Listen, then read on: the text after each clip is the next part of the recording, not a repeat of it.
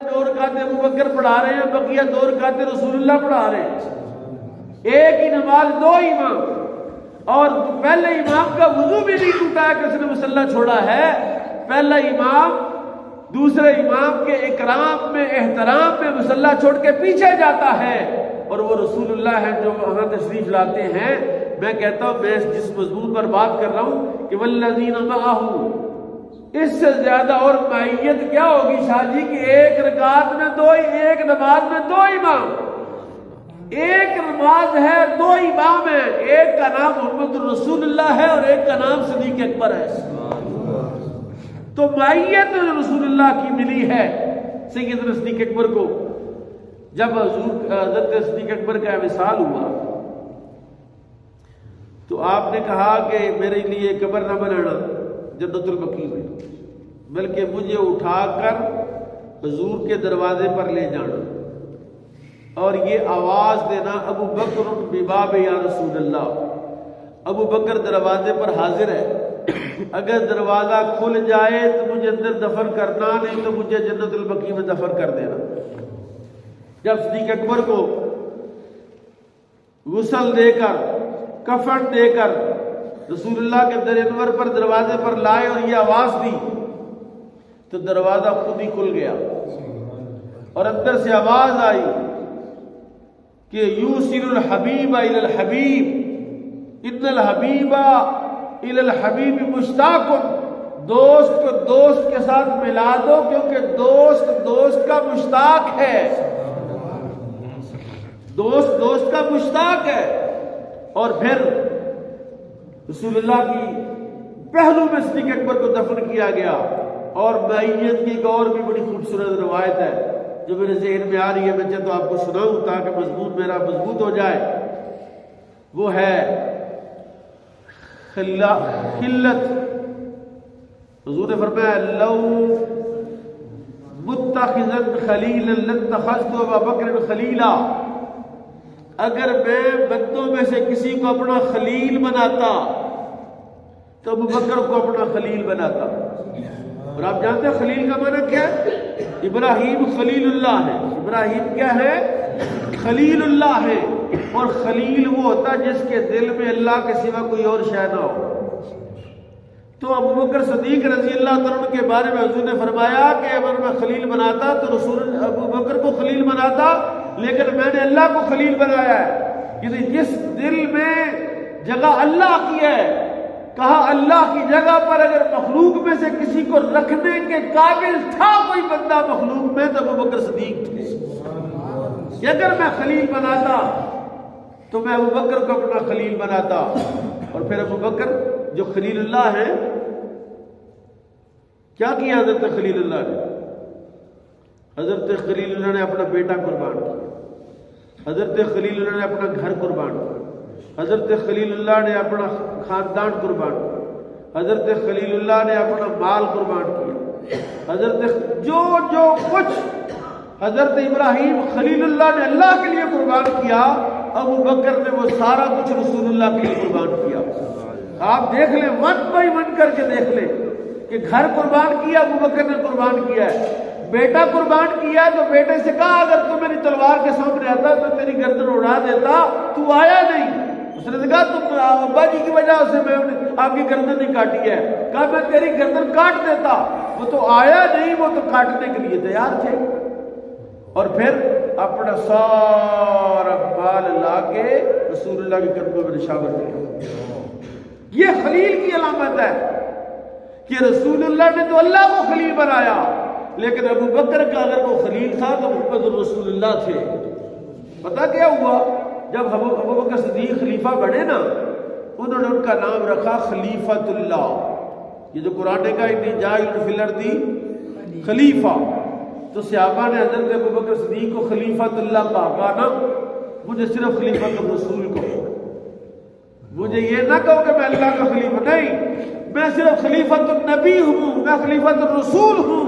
یعنی ابو بکر صدیق نے ساری نسبت رسول اللہ کی طرف منسوب کر دی۔ اور پھر کیا ہوا؟ حضرت ابو بکر صدیق کے والد نے رسول اللہ کے خلاف ایک نازیبہ کلمہ استعمال کیا، یہ جو سورہ مجادلہ کی آخری آیت ہے، ابھی میں نے تلاوت کی تھوڑی سی اس کو، کہ لا تجد قوم یؤمنون باللہ والیوم الآخر۔ ابا باپ جو ہے اس کا بڑا مقام ہوتا ہے۔ حضرت ابوبکر صدیق آئے گھر میں، باپ نے کہا تو سارا وقت ادھر ہی بیٹھا رہتا ہے، نہ کاروبار رہا، نہ تجارت رہی، نہ کوئی شہر رہی۔ تو نبی پاک کے بارے میں جو ہے وہ سخت جملہ کہہ دیا۔ حضرت ابوبکر صدیق نے اپنے بوڑھے باپ کے منہ پر زور سے تھپڑ مار دیا، وہ گر گئے، گھر والوں نے بیچ بچاؤ کرایا۔ ابھی ابوبکر صدیق رسول اللہ کی بارگاہ تک نہیں پہنچے تھے کہ اللہ نے رسول اللہ کو اطلاع دے دی کہ آپ کے یار نے یہ کارروائی ڈال دی ہے۔ جی جب نبی پاک صلی اللہ علیہ وسلم کی خدمت میں آئے تو آپ نے کہا ابوبکر یہ کیا کیا؟ تیرا بوڑھا باپ تھا، تو نے اس کو تھپڑ مارا؟ کہا نہیں حضور، اگر میرے پاس تلوار ہوتی میں اس کی گردن اڑا دیتا، اس لیے کہ یا رسول اللہ آپ کے خلاف میں کوئی بات سننے کے لیے تیار ہے۔ یعنی بیٹا بھی قربان کیا، باپ بھی قربان کیا، کہا تلوار نہیں تھی، میں نے تو گردن اڑا دینی تھی۔ اور حضرت سیدنا صدیق اکبر رضی اللہ عنہ کی عظمت اور شان کو اس وقت 4 چاند لگ گئے جب میرے قریب آقا امام الانبیاء صلی اللہ علیہ وسلم نے اپنے بیماری کے ایام میں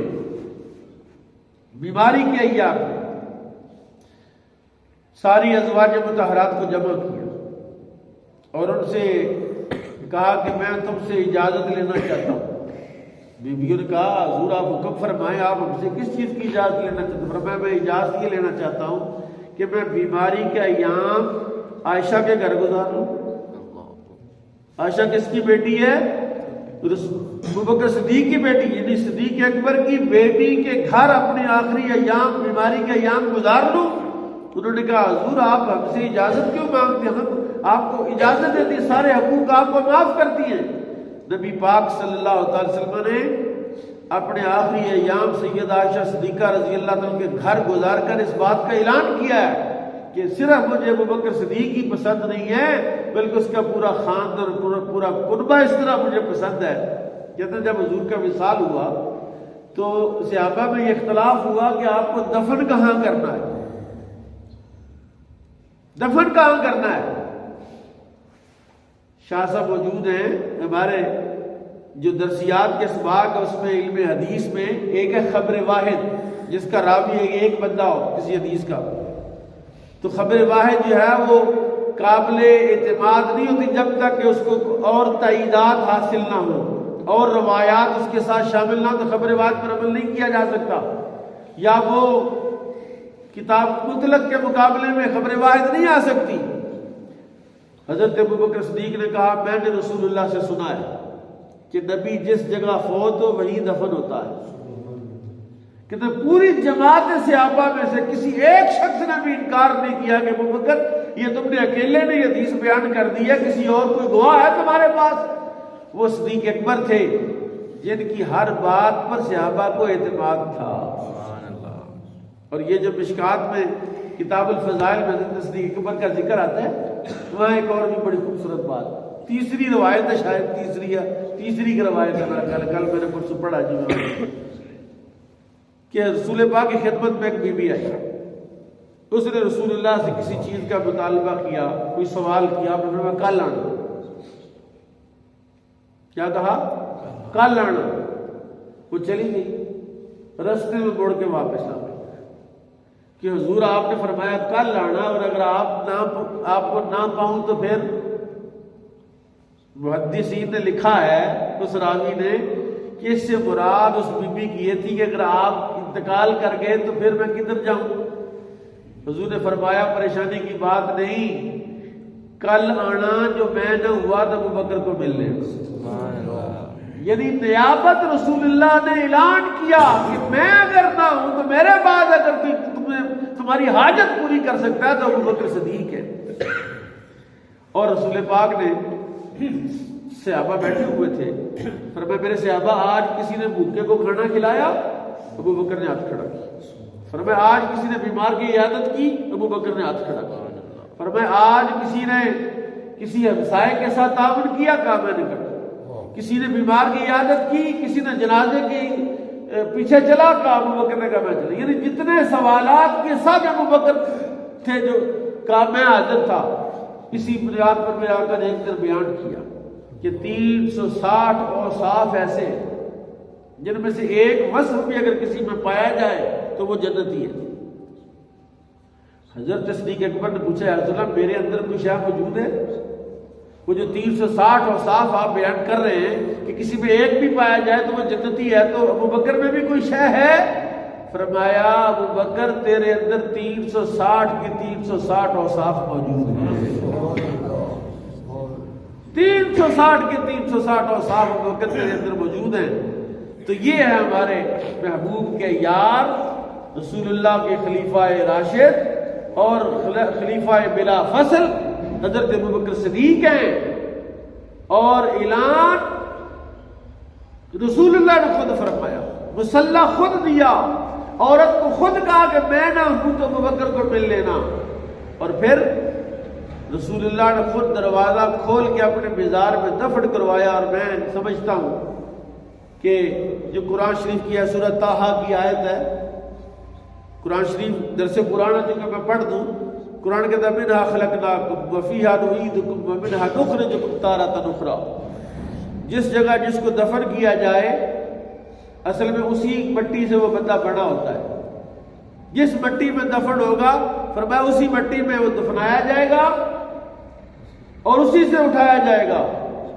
حضرت صدیق اکبر رضی اللہ تعالیٰ عنہ کس مٹی سے بنے تھے؟ جس مٹی سے رسول اللہ بنے تھے، کیونکہ حضور کے ساتھ دفن ہوئے، اور جہاں دفن مصطفیٰ ہے، جہاں حضور مدفون ہے وہاں حضرت ابوبکر صدیق مدفون ہے، وہاں فاروق اعظم مدفون ہے، اور ایک بندے نے اور نے وہاں دفن ہونا ہے، اور وہ بھی حضرت عیسیٰ علیہ السلام ہے۔ یہ 4 لوگ یہاں دفن ہوں گے، لیکن ان چاروں میں ثانی اثنین جو بندہ ہے وہ ابوبکر صدیق ہے۔ اللہ تعالیٰ جناب صدیق اکبر کی عظمتوں میں اضافہ فرمائے، اور جو نہیں مانتے ان کو ماننے کی توفیق عطا فرمائے، اور معرفت صدیق اکبر لازم واجب امت پر، کیونکہ حضور نے خود کہا کہ جتنے لوگوں نے مجھ پر احسانات کیے میں نے ہر کسی کے احسان کا بدلہ دے دیا الا ابوبکر، ابوبکر کے احسان کا بدلہ میں نہیں دے سکا، اور اس کا بدلہ قیامت میں اللہ ہی دے گا۔ اللہ تعالیٰ حضرت ابوبکر صدیق کا بدلہ قیامت میں شان و شوکت کے ساتھ عطا فرمائے۔ وما علیہ